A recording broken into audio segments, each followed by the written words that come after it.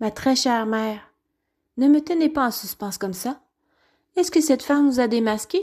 Qu'arriverait-il si c'était le cas? Est-ce que les hommes du chantier risqueraient de vous faire du mal? J'essaie de ne pas trop penser au pire. Peut-être vous renverrait-il seulement d'où vous venez. Merci de m'avoir fait confiance en m'expliquant bien la teneur de votre projet avant votre départ.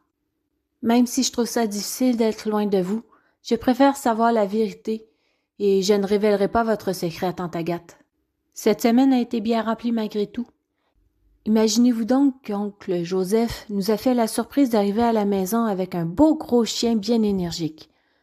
Monsieur a donc fait son entrée dans nos vies de façon fulgurante.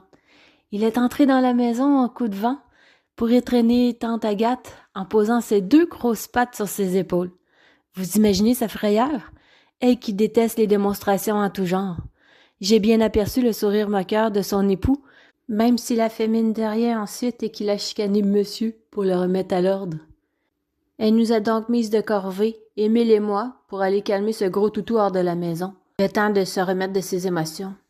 Nous sautions de joie. Pour nous, c'était loin d'être une punition. Joseph lui a passé une corde autour du cou et ensuite nous a laissé partir pour se promener dans le quartier. Nous avancions côte à côte, en fiers propriétaires de monsieur, nom donné par l'ancien propriétaire. Il ne pouvait plus s'en occuper pour des raisons de santé. Un client d'oncle Joseph, j'ai pu comprendre. Nous voilà donc à se pavaner avec cet énorme chien. Il a un beau pelage brun roux, assez fourni, et sa fourrure est douce. Il fait beaucoup rire Émile car il donne de grands coups de langue alors qu'il ne s'y attend pas. La première balade a été, disons, bien mouvementée. Nous marchions en direction du terrain de la nouvelle église. Les travaux ont commencé, c'est si excitant.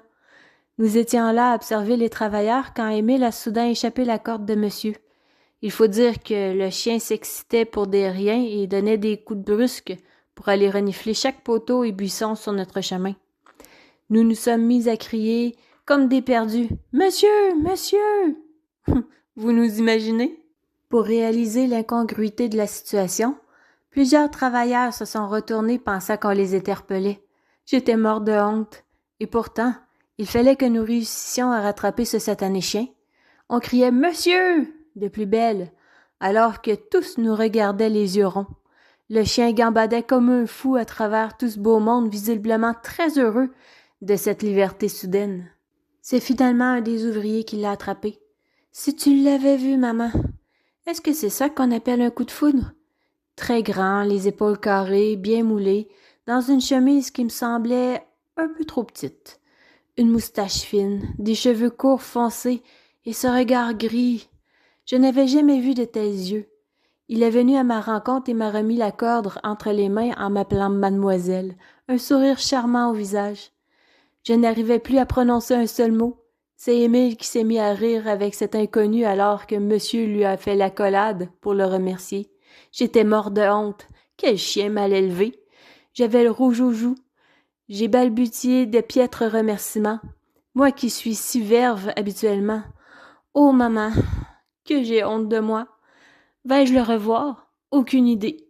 Que de bouleversements chez nous. À bientôt, votre fille qui vous aime.